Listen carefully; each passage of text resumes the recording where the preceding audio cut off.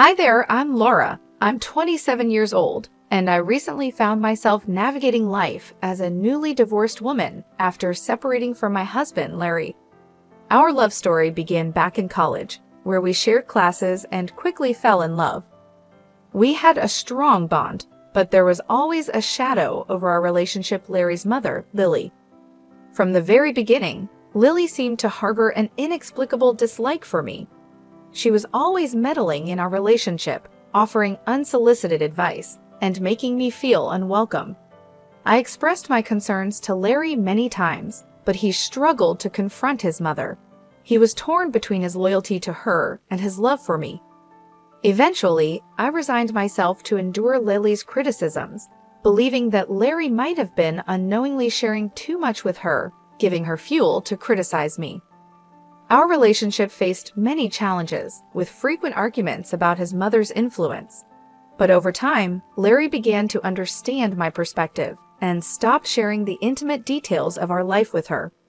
After 5 years of dating, we got married, much to Lily's dismay. Despite her attempts to interfere with our marriage, we managed to distance ourselves from her toxic presence for a while. During this period, both Larry and I found success in our careers. Although I admired Larry's accomplishments, I started to feel the need for something more personal, something that was mine alone. We had split our expenses unequally, with me covering the majority, but that didn't bother me much. What really weighed on me was the growing void I felt inside, a desire to pursue something creative and fulfilling.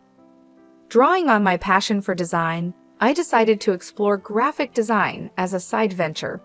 It became a personal project, something I could call my own, and I kept it under wraps for a while, nurturing it quietly as I figured out where it might take me.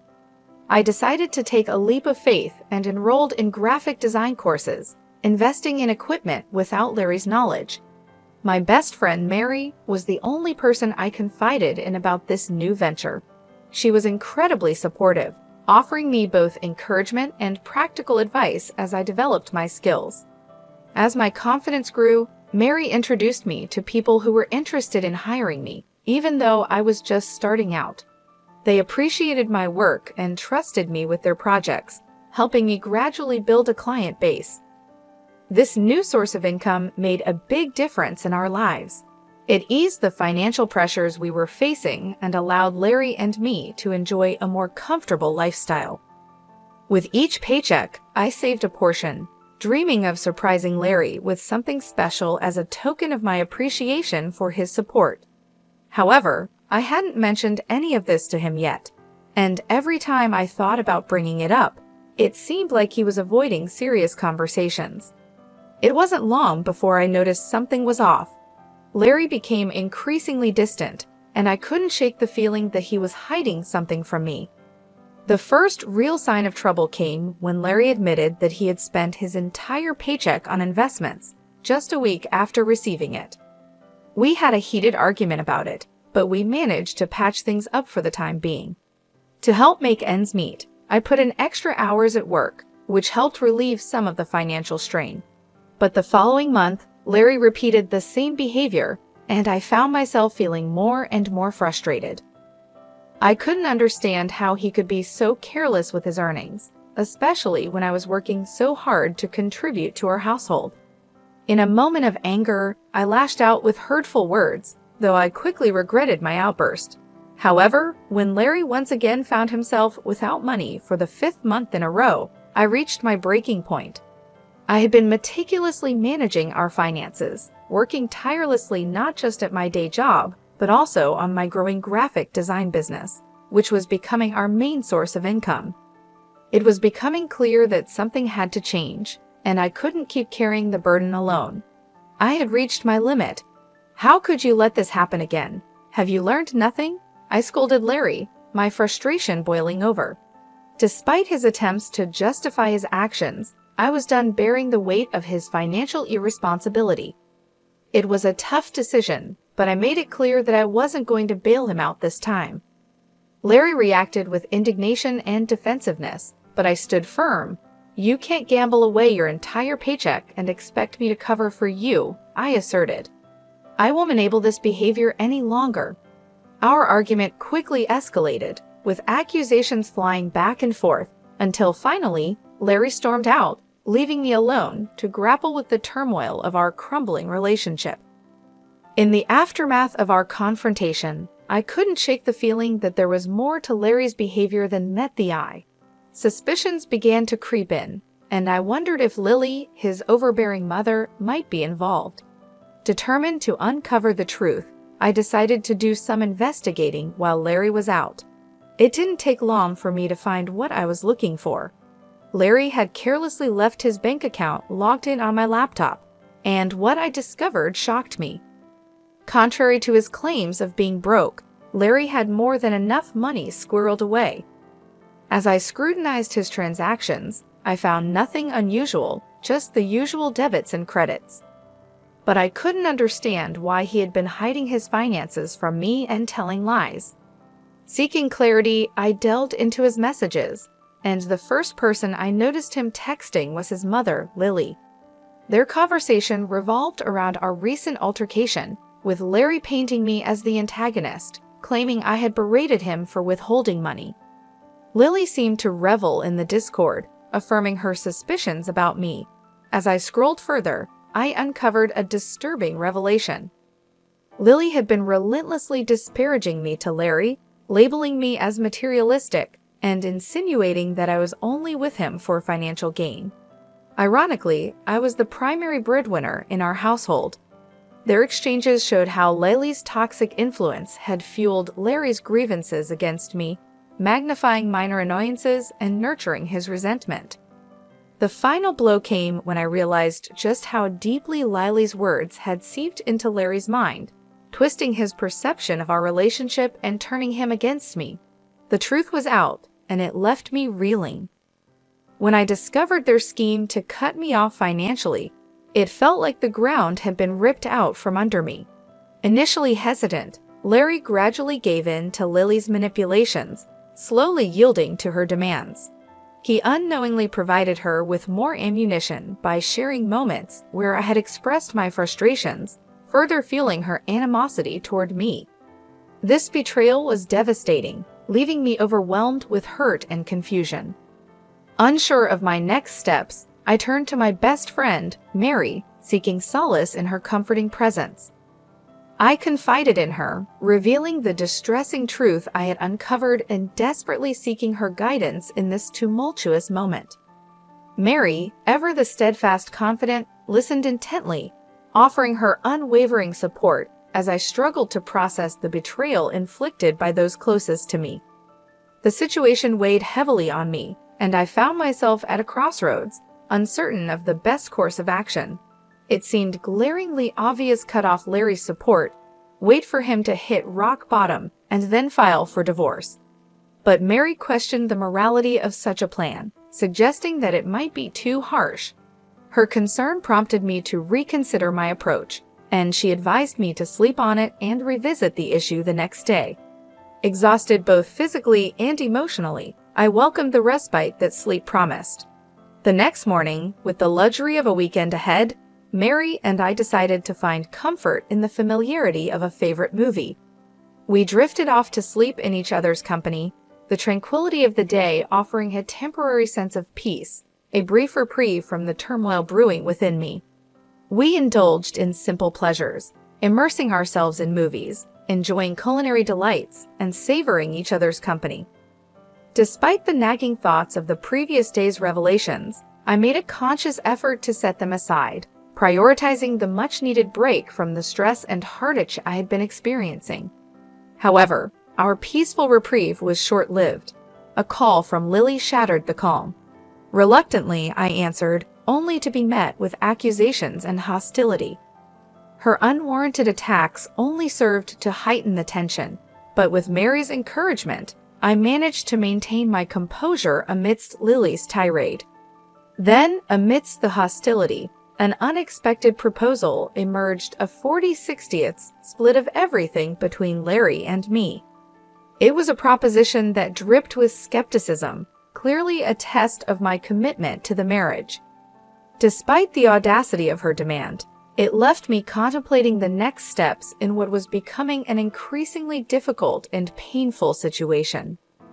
I agreed, willing to explore any possibility of salvaging what was left of our relationship. With a tentative acceptance, we set plans in motion, culminating in a scheduled meeting on Friday to formalize the arrangement. Despite the lingering uncertainty, I resolved to face the challenge head-on, armed with newfound determination to navigate the tumultuous waters ahead. I was stunned by the turn my marriage had taken, caught between disbelief and seething anger. How could Lily brand me a gold digger? And how could Larry stand by and allow such an accusation? I had stood by him through thick and thin, supporting his endeavors even when they led to losses. I had covered for him when he lied and shouldered the burden of our shared responsibilities, all while keeping my own side hustle a secret, waiting for the right moment to reveal it. When I shared the details with Mary, her smile hinted at the brilliance of the plan. Splitting everything evenly would leave Larry with little to fall back on, given his lack of awareness about my additional income. I had initially hoped to surprise him with a lavish gift once my side venture gained traction, but now I was simply grateful to have it as a safety net. Friday arrived quickly, and Mary accompanied me for support. When we arrived home, we found Lily, Larry, and a lawyer already there, finalizing the contract. Ignoring Larry's silent plea for privacy, I approached Lily and demanded to review the terms. As expected, the agreement mandated an equal division of assets, with a clause prohibiting financial assistance between us.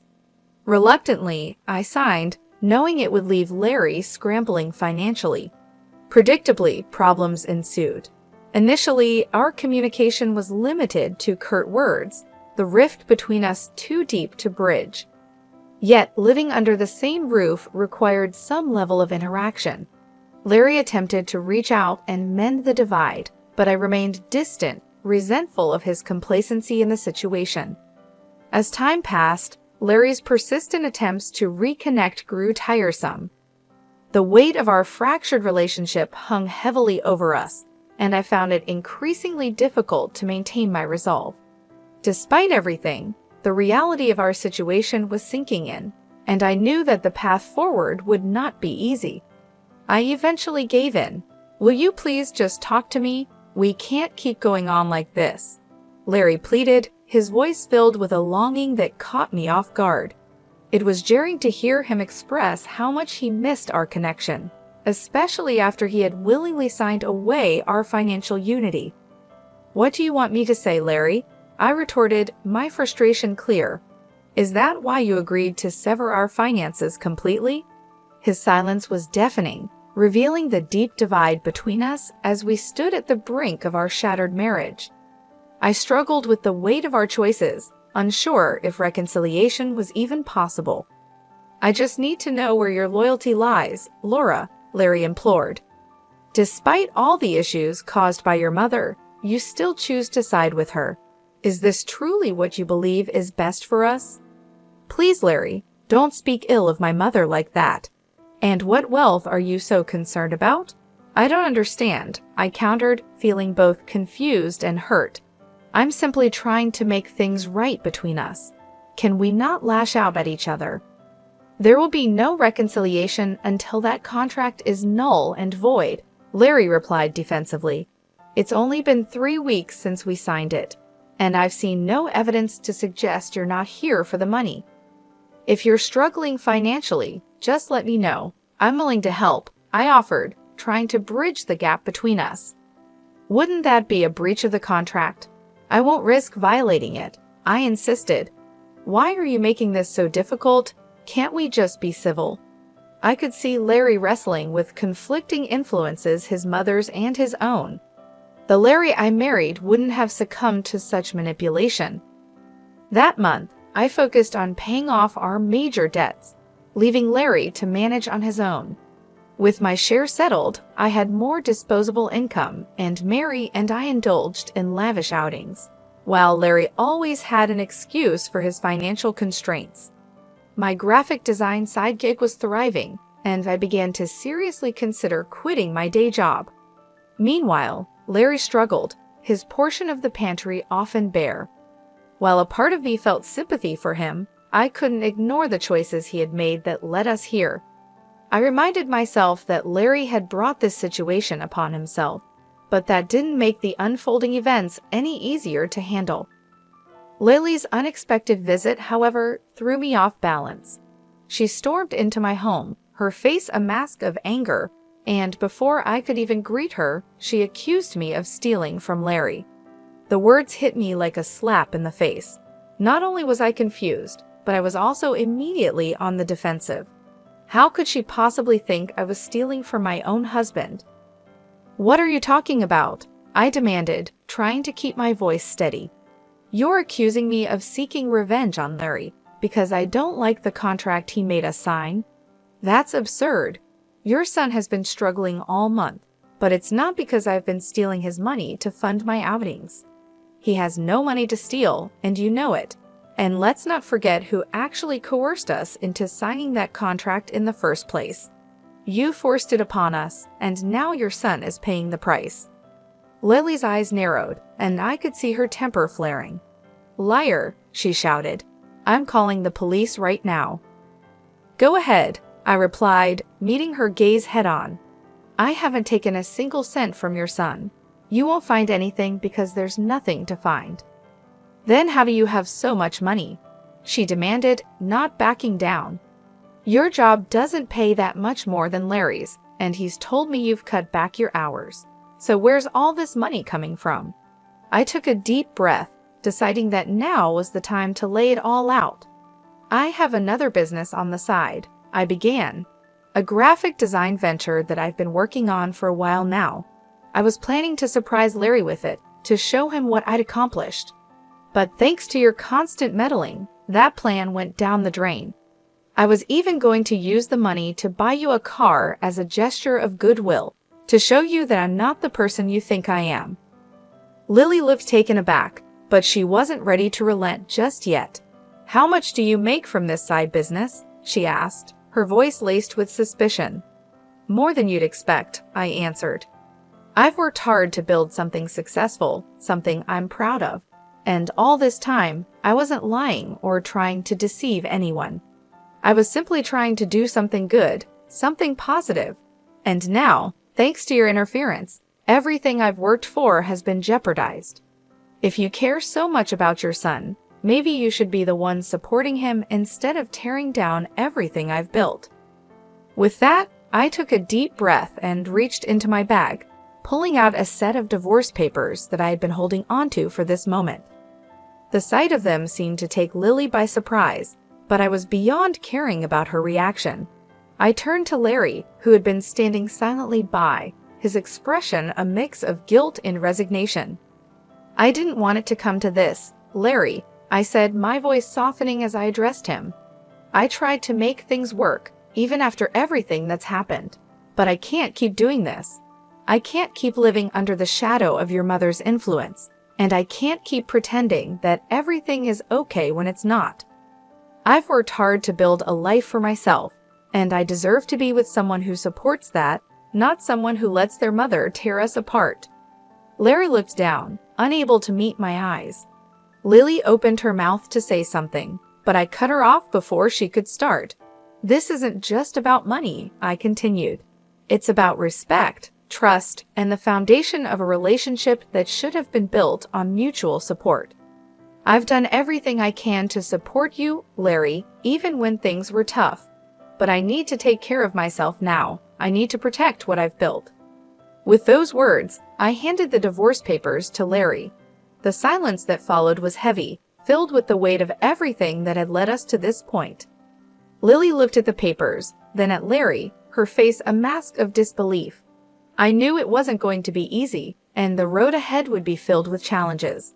But I also knew that I couldn't keep sacrificing my own happiness and well-being for the sake of a relationship that was no longer healthy. As I turned to leave, I felt a sense of finality, but also a sense of relief. I had taken the steps I needed to protect myself, and now it was time to move forward. Whatever the future held, I was ready to face it on my own terms, with the knowledge that I had done everything I could to make things right. I had filed for divorce right after we signed the contract, quietly holding onto the papers until the right moment to reveal them. When I finally handed them to Larry, the shock on his face was unmistakable, but I felt no sympathy. I had given him every chance to make things right, and he had chosen his path. I expected Lily to be pleased, given how hard she had pushed for this separation. Instead, her expression shifted to one of fury as she realized the full consequences this would have for her son. I calmly informed them that I would be moving out in last weeks. I had made up my mind, and there was no going back. I agreed to continue splitting the remaining loan payments, but that was the extent of my commitment. Larry, clearly desperate, tried to plead with me, hoping to change my mind, but I remained resolute. I reminded him that this was the outcome of his choices and actions, and that we had both reached a point of no return. In the months that followed, I began to feel a sense of liberation from the toxic relationship that had been weighing me down for so long. Lily, as expected, tried to contest the divorce, likely hoping to salvage something from the situation. However, with our assets already legally separated, there was little for Larry to gain from the proceedings. In fact, he ended up losing more than he ever imagined. Unable to keep up with the mortgage payments on the house, he was forced to sell it and move back in with his mother. As for me, my life took a turn for the better. My graphic design business began to flourish far beyond what I had initially envisioned. I started landing lucrative opportunities with big brands, and my client base expanded rapidly. It was a blissful and rewarding period for me, one that filled me with a sense of accomplishment and relief. I finally felt like I was in control of my life, free from the negativity and constant stress that had overshadowed my marriage. Every day, I felt grateful that I had something to fall back on. My side business, which had started as a small venture, had grown into a successful and profitable enterprise. This financial independence spared me from the fate Larry had to endure, and it allowed me to move forward without the burden of our past weighing me down.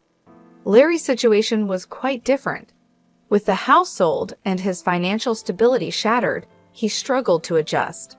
Moving back in with his mother was a blow to his pride, and I could only hope that this experience would serve as a lesson for him in the future. Perhaps he would learn the importance of responsibility, trust, and the consequences of allowing others to manipulate his decisions. But those lessons were no longer my concern. I was focused on building my own future now. I embraced the opportunities that lay ahead, excited about what was to come. The freedom to pursue my passions, the success of my business, and the peace that came with leaving a toxic situation behind filled me with a sense of fulfillment I hadn't felt in years.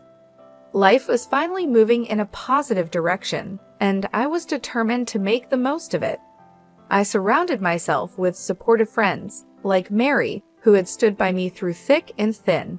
Together, we celebrated the small victories and the big achievements, knowing that this new chapter in my life was just the beginning. Looking back, I realized how far I had come and how much I had grown. The painful experiences of the past had shaped me into a stronger, more resilient person. I was no longer the woman who had been manipulated and overshadowed by others. I was now someone who knew her worth, who understood the value of independence, and who was ready to take on the world with confidence. The future was bright, and I was ready to face it with open arms. No longer burdened by the mistakes and betrayals of the past, I was free to pursue my dreams and live life on my own terms. And that, more than anything, was the most rewarding part of this entire journey.